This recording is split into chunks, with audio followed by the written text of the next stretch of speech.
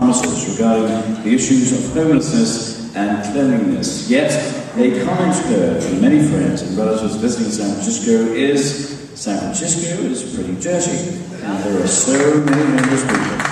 So, there are many facets to each issue, but what do you see as the root of these problems, and what is your plan for changing the way San Francisco addresses them? Joan? There are so many roots to homelessness in San Francisco, and I think of so many ways that people come to the city. I always think of Harvey Milk, and he talks his last tape where he talked about a young man from Altoona, Pennsylvania, who said he was going to come to San Francisco. I believe that a lot of people come to San Francisco very young and end up homeless. There are also a lot of families who end up homeless, and a lot of single adults and veterans who end up homeless. Clearly, people are homeless because our country does not adequately take care of families. We don't adequately take care of veterans. We don't adequately take care of education and social services and housing. The key to dealing with homelessness is to make sure we have a full continuum of care that supports people to find independence in life. Part of that, a key part of that, is housing, providing supportive housing. I did not like necessarily Care Not Cash because I thought it was pulling away funding for housing. But one thing that's come out of it that's been a plus is that there has been a great deal of creation of supportive housing. We also need substance abuse services, mental health services, family support services that are also going to have to make an impact on housing. And healthcare is essential to make sure that adequate healthcare will help to curb people finding their way into the streets. Thank you. Thank you, Peter. And next, Dennis Ray. First, I want to thank John Avalos for his answer. I thought it was an excellent answer. Second of all, I want to add something else. Today would have been my dad's 86th birthday. He was a psychiatrist. He died last year. He was a psychiatrist who specialized in drug rehab.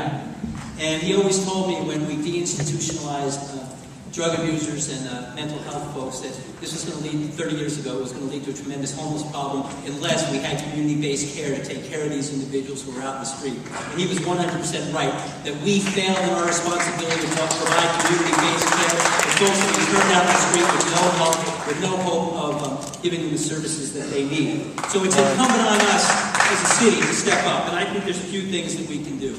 We need better coordination here in the city and county of San Francisco. First, we don't have one city-run drop-in center to coordinate the range of services that we provide. They all are provided by nonprofits. We need to show a city commitment to making sure that we're stepping up and providing the services that we need.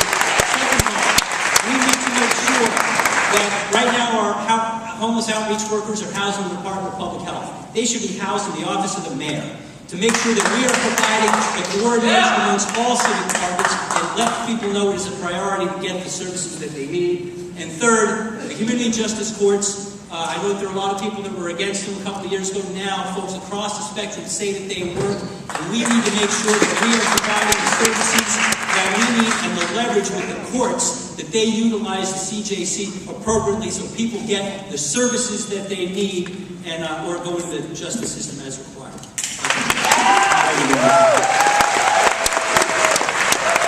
And we're about to get the same question, Michela. Thank you. I'd like to thank both John and Dennis for their answers because I think that they're dead on. But there is one issue related to homelessness that we don't talk about in San Francisco, and that is the severely mentally ill. 1% of our homeless population has severe cases of schizophrenia or bipolar disease.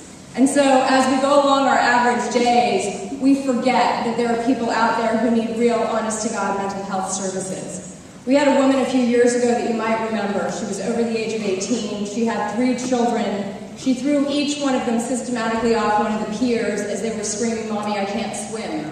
And the problem with it was that her mother had reached out to us, not us, but the city of San Francisco for help. But there was nothing San Francisco could do to help this woman because she was over the age of 18. Right now, if you have severe cases of schizophrenia or bipolar disease, there's nothing we can do unless you are incarcerated. If you do something dangerous to yourself or to someone else, then you can then you will get arrested and you will go before the behavioral court system, which gives you the types of services that people need. It gives attendant out service, help. It can give you counseling, medication if needed. We need to have a program like that outside of our judicial system, outside of our jails. Because if we're not able to help people on the outside, then we're only going to be endangering ourselves and, more importantly, them.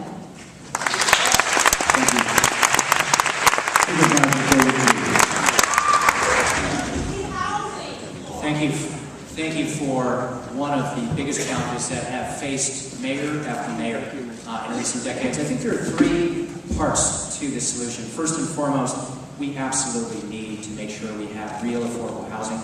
I am proud to have championed legislation to ensure that we expand affordable housing for homeless veterans, for our seniors, to expand home ownership opportunities for our low-income families.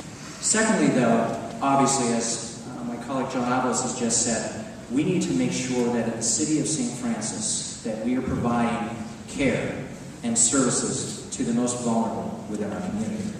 And to ensure that we have enough drug treatment programs and alcohol treatment programs, enough job training programs, enough programs to deal with our community of folks who are afflicted with mental illnesses.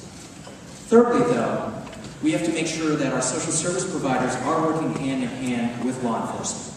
I can tell you as a former criminal prosecutor that simply criminalizing homeless activity is not the solution.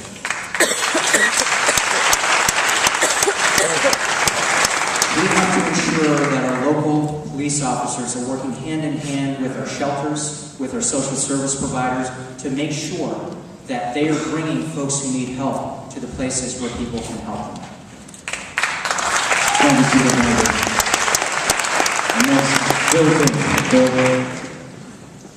We all know President Reagan helped accelerate the homeless problem when people on the streets by closing down many of our hospitals and many of our services. And unfortunately, cities like San Francisco have to bear the burden. But I think on top of that, one of the major issues we continue to have this problem is Einstein's definition of insanity, which is to continue to do the same thing over and over again and to expect a different result. Well, that's one of the reasons I helped start Reset San Francisco, because I was tired of hearing from the only 300 voices that are constantly in City Hall. I was hoping to hear from all of you. Because I believe we have a lot of very talented, very smart, very committed people who live in San Francisco, who simply want to do what's best for the city. And as part of that engagement, we were stood together when Care Not Cash was going to be repealed. I wasn't a believer in Care Not Cash. I didn't think it was the right way to go. I was highly skeptical. But 6 years later, I looked at the data, looked at the information. And we have 3,500 people who are on the street now in supportive housing. I think that's good. We have 85% fewer people on county assistance. And I think that's a good thing.